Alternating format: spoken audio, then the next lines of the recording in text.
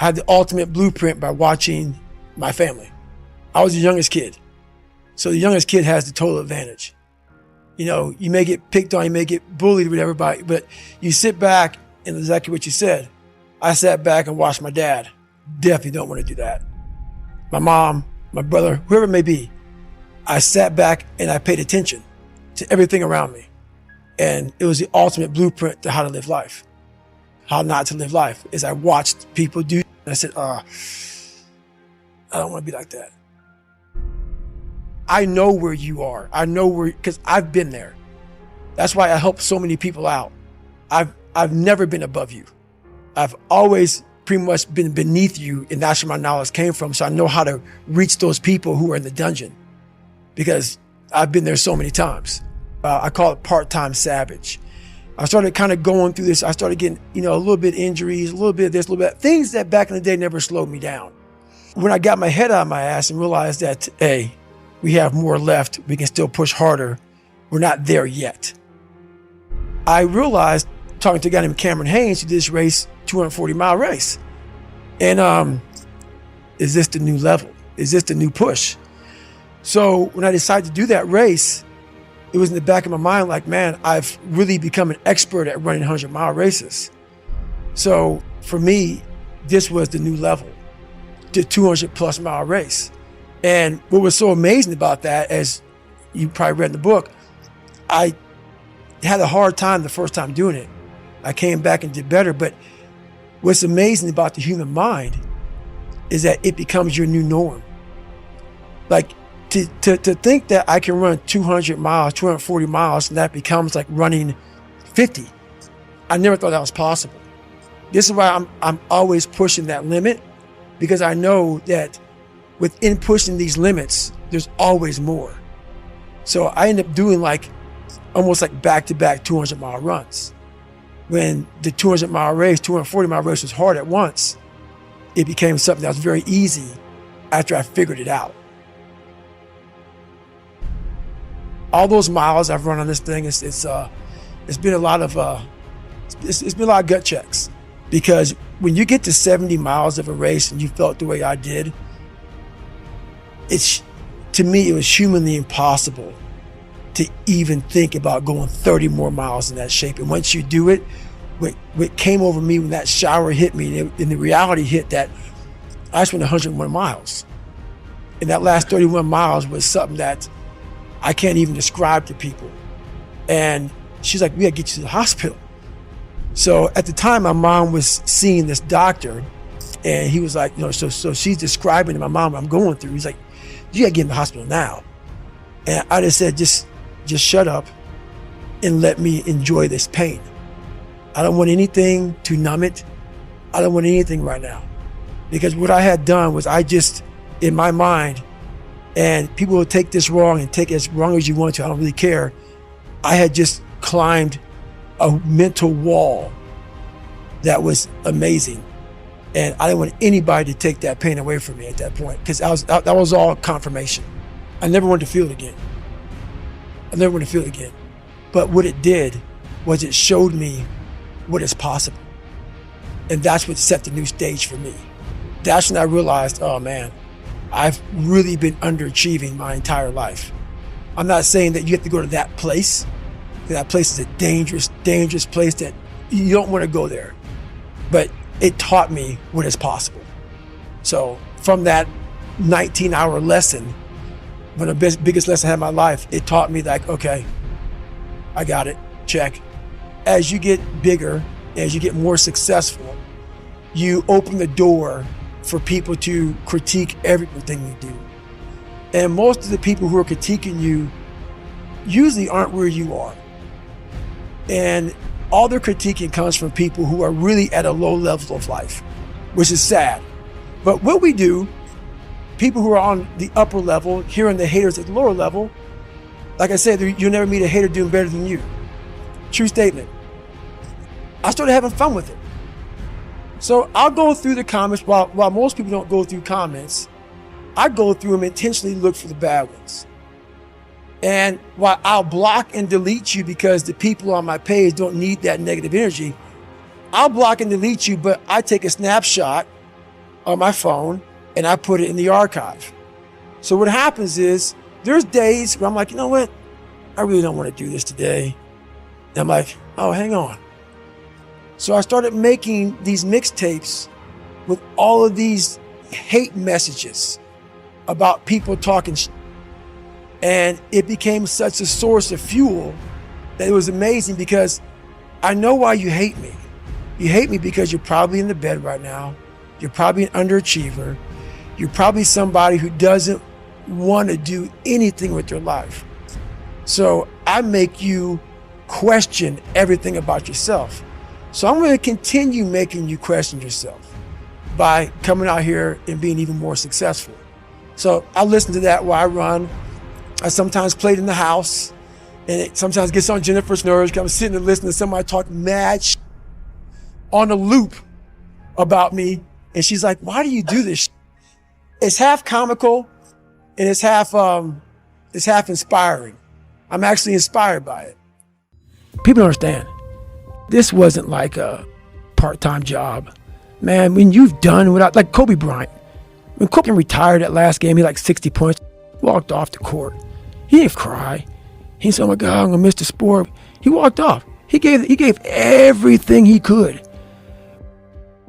Man, when you give what I've given everything. People make, oh, you ran off up knees, you taped your feet up, you did blah, blah. You had 2 heart surgeries, you kept on going, which makes me who I am. We all look for toughness. We all want it, but we look for it in a comfortable environment. You will not find toughness in a comfortable environment. Yep, sure did. I had somewhere to go. I got there. And buddy, when mother tell you can take a break now, yeah, you're f***ed up. As long as my knees are halfway worked, I got to run. You telling me, man, maybe a chance I can't run no more? Give me an excuse and not do it. But as long as I have no excuse, I got to do it. I was happy where I was. I gave everything. I gave everything to who I am. And that's why people, oh, I don't believe that. Don't believe it. I gave everything. You have no regret. People didn't understand me. People don't understand me now. I don't give up. I know exactly what I was doing. I'm not a masochist. I'm not crazy. I'm not this and that. People try to title me and label me. No, I had something can do.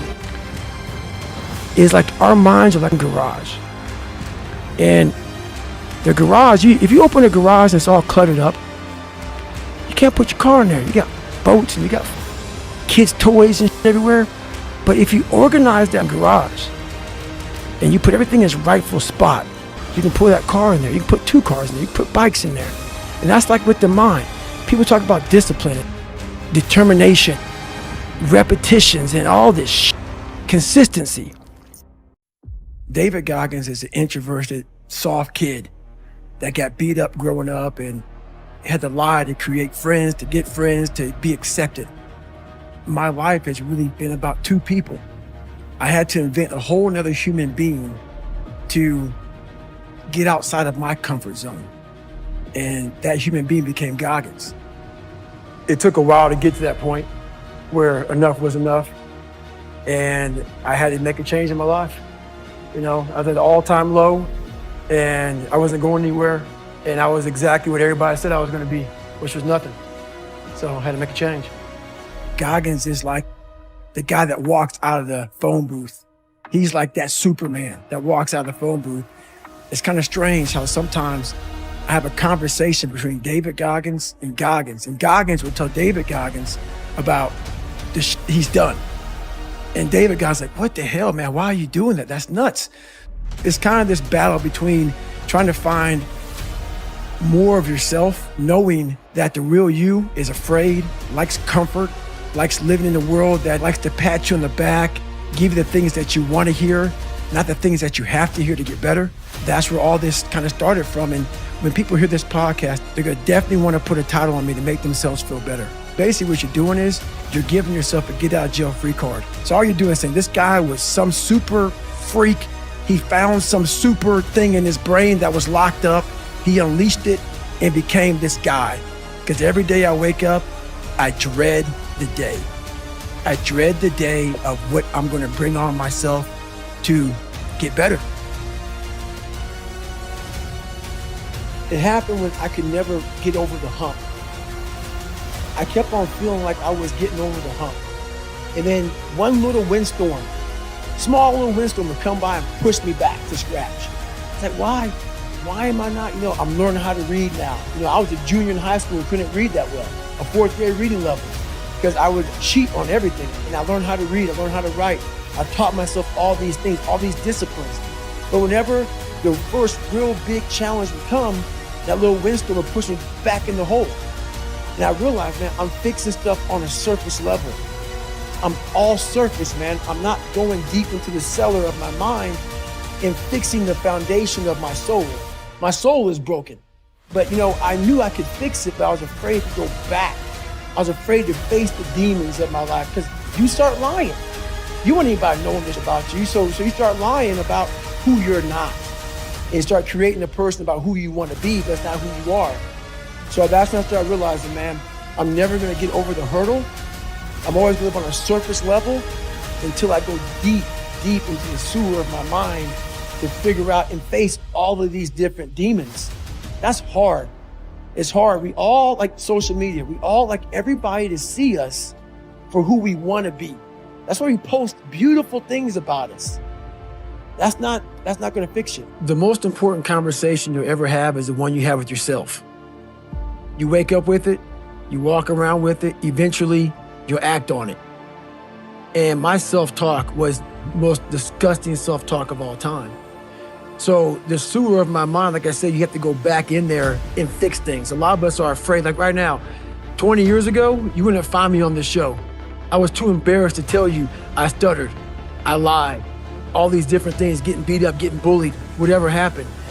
But that's where the true transformation starts to happen. When you can look at people, anybody, thousands of people, one person, and say, hey, this is who I am. And this is where I have to fix myself. And this is where it really happened. People call me dumb. My dad called me so many things, it's not even funny. Being beat just stripped me of all self-esteem. This is when I realized I was alone on this earth. I have God alone on this earth, and I have to fix everything. So this is where I started to develop an indestructible mental toolbox. I looked in this one guy's eyes who was ringing the bell to quit, to put his helmet down out of Navy SEAL training, and I saw myself. And I saw what everybody said I was going to be, which was nothing. What I said I was going to be, that conversation you have, that's who I was. So that's why I lied to people to tell them a different version of the truth. I had to make all those lies reality. I had to make them real. I had to become a real person.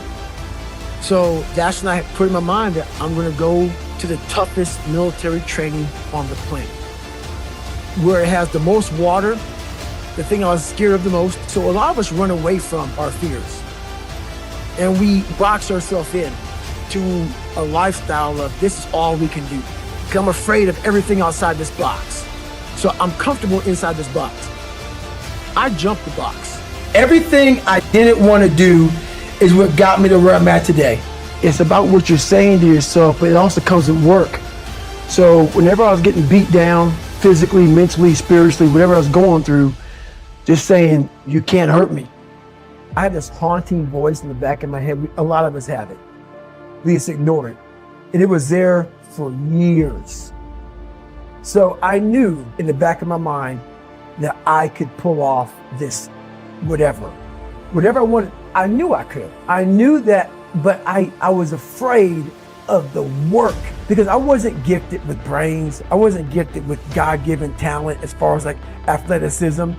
So I knew to get to where I had to go, to be on the same playing field as these men, to even try out for this program, I knew the work was going to be something that I didn't want to even attack. So I would just put it off. It haunted me.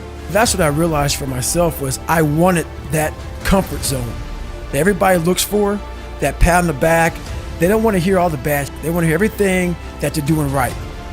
And I realized that's what kept me in this world. That's what kept me in this world of not accomplishing anything. What I did was I became that big, bad, nasty that you don't want to walk into at nighttime. I became the roughest critic in the world on myself. And that's what changed me. I stopped caring about people. that what they thought, being judged. Wow, if I say this, if I started right now, are you gonna make fun of me? I stopped caring about that. And that's when my life started really changing for me, slowly but surely. Or situations that have wronged me. Because once you've come to a place where you are really happy with who you are in life, no one f***s with you anymore. Even though they're f***ing with you, it doesn't f*** with you. What do you want in your life? We have so much influence coming at us that we are so lost. We don't know what we want to do because we don't spend enough time with ourselves. Greatness is whatever the hell you dreamed of in your own mind. You gotta first see it. You gotta first create this vision in your mind. Once you create this vision in your mind, it's how am I gonna get there? But you've got to go inside yourself to find it. And that means you gotta be quiet. Shut the fuck up, go in a room, stop talking, search your soul, search your mind, search your abilities, and you'll find it. But if you're not looking for it, you won't find it. So you gotta go start your journey. And the journey starts with you finding, why the hell am I here on this planet Earth? Why am I here? And if you don't know that, you will live the rest of your life searching, always asking the question, why? I'm waking up and I'm giving myself all this armor. So when I come out in the world, now look at that phone, I'm ready. I'm not waking up late. I'm not rushing around. I'm not disorganized because I know I'm gonna get hit in the mouth. There's an art to getting hit in the mouth. And that is why these things are important. You have to wake up and you have to give yourself belief. You have to give yourself confidence. So it starts with that run. Anywhere from about 1:30 to 2 hours, I run every day. So you're fasted on the morning? Yes. Up, straight out? Straight out. 90 minutes to 2 hours of running, back, yep. Eat, and I'm in the gym. So, and then after that, to whatever's on the plan for the day. That's how that works every day. That's your day. There is no room for anything else. Yeah, there is a lot of room. So there's 24 hours, and I use it all pretty well. That's why I got a cap success, because I can't put that in, and that's my growth factor. So that's my human growth factor. And some of these motivational people out here, it's the funniest thing in the world to me. They'll go and say, when you wake up in the morning, pound your chest, look at yourself in the mirror, and do all this fucking bullshit. I hope it works. What works for me is that everyday resume, the things I know I've accomplished, the things I know I've done, real hard work, the real calluses on my mind, the real calluses on my hands. That's it. You don't need to pound your chest in the mirror anymore if you have that. A lot of it is limited horizons. Limited horizons are like, I use me as an example always. I came from a small town in Indiana where there was a handful of black families. And a lot of people in that town, when you come from a town of 8,000 people, it's like we had a local plant, Great Dane. And you're like, you know what? I want to work at Great Dane and get a house next to my mom. That's what you know. So many of us come from these small places in our mind that we're not willing to think outside of only what we've seen. Our mind works in such a small compartment. And one thing I was able to do was to dream. Many people, but don't make dreams your master. But I was able to dream outside those four walls of that small town. And until you're able to really put yourself into that dream, but don't make dreams your master, that's where you truly become what you're destined to become. A lot of people sit back and they dream about being a sports figure, or dream about being a SEAL, or dream about being an astronaut, and all it is a dream. They don't put the work behind the dream. That dream has become their master. When you become the master of your dream is when you say, I want to go be a Navy SEAL, and you say, okay, I'm gonna lose 106 pounds in less than 3 months. The dream was the one thing I thought about, and the dream was now gone. Now, what comes in, the dream goes away, and the laundry list of details and tasks come up. Gotta do this, gotta do this, gotta do this, gotta do this. That's when you become the master of your dream.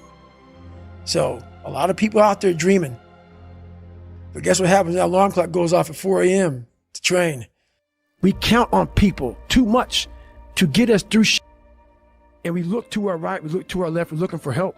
And if you can build that self, you can build that total accountability in oneself.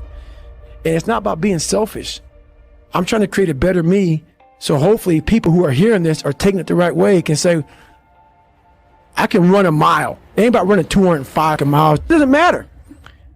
I want you to see how far you can go. The biggest trophy I own now is that book. The biggest trophy I own now is not the book itself, it's what's in the book. It's what, like, I don't give a fuck if that sells one copy. Honest to God, man. What I did, and that's what I hope people understand. Your life and the journey you put yourself through, there's nothing more than that. And that's all I want people to do, is realize that you have to struggle.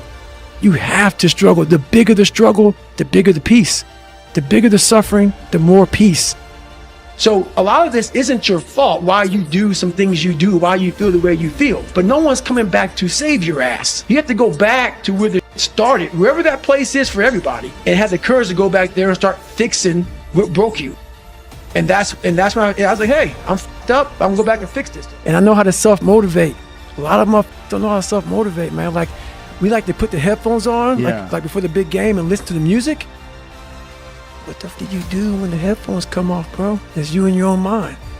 I know how to do that. That's the hard part, man. Do you ever listen to music when you run? Never. I wanted you to go home that night after you the living shit out of me, and I smiled in your face. I wanted you to feel worse than I did, and you were going home to a nice warm bed, and I was still out there in the grit, suffering for another 100 hours. I wanted you to think about me, knowing that I'm comfortable, being very unfucking comfortable. And I want you to think about when you went through, I'm afraid of this, I'm up here, life made me this way here, I stutter, I have these issues with reading and writing, and I'm fat and I'm insecure. We can't live like this. We can't live in fear. We can't live in judgment. We can't be afraid of what people right now are looking at me saying about me. We cannot be afraid of that. My reading, my learning, my workouts, my diet. You start neglecting all of that. You neglect one of them. You can neglect all of them a long time. It's gonna haunt you. When you start seeing that, my God, I haven't eaten right in a long time. Haven't been sleeping right in a long time. It can only be one of those things to take you off. I'm very aware of my eating, my sleeping, my disciplines of life. If I start to get too far away from them, it's a hard stop. And the only thing that gets me mad nowadays is that so many people die with untapped potential because they think that someone else is better than them. And they were born not with the greatest tools. You need the ability to grind your ass into a fine powder. And when you're in that fine powder, find a way to build that motherfucker back up repeatedly. And it's possible. I always fix the things on the surface. If I couldn't read and write, I learned to read and write. I would always fix these things on the surface level. And so whenever something hard would like raise its ugly head, I didn't have any kind of tools to handle it. I'm like, man, I thought I fixed this already, man. But no, I didn't go deep into the dungeon of my soul to say, okay, what is making you a quitter? What is making you a weak man? What is making you afraid? That's why I kept on quitting and going back to start, or not knowing how to get through hard times. And that's why I always tell people, I'm not a theorist. I didn't study, I didn't study a book. I literally put myself in a fire repeatedly like a sword. You put a sword in a fire repeatedly and repeatedly. If you keep on doing that, you're gonna get a nice sword. And then you keep on beating it. You gotta beat the shit out of it. And that's what I am. Yeah. I became that. I said, okay, we can't quit. We got to figure out what is wrong with you. What's going on here? So I kept on putting the sword back in the daggone fire, and I just beat it harder. And I beat it harder. Before I knew it, I started realizing, all right, man, the brain is starting to get hard. The brain is starting to get hard. The one thing that made me who I am today is being vulnerable. It's breaking myself down to the absolute rock bottom and being able to tell people who I am. And that's how I fixed it. Literally, look somebody in the eye and say, you know what, man, I have a whole bunch of character problems, character flaws. I've lied about this. I've cheated here. I'm insecure here. This isn't the real me. I lied to you about that. I wanted your acceptance in life. All those things happen, but the thing about it is that we get judged so quickly by who we are. We don't know, we don't go to where it happened. Life created this person, me. And I had to realize, man, that's okay, man. It's not my fault. Now I gotta go back and fix it though. So a lot of this isn't your fault, why you do some things you do, why you feel the way you feel. But no one's coming back to save your ass. You have to go back to where they started, wherever that place is for everybody, and have the courage to go back there and start fixing what broke you. It's not addictive at all, because you don't want to live there, but it's definitely a place that makes you look at people very differently. Because once you see, if I was born with a silver spoon and everything was given to me and life came easy, but knowing where I came from and where I'm at now, just because I was able to crack open a few more doors, that's what's disappointing for me, for other people. You know, so it's not that I want to live there, I know I can go there. And once again, I know other people can go there.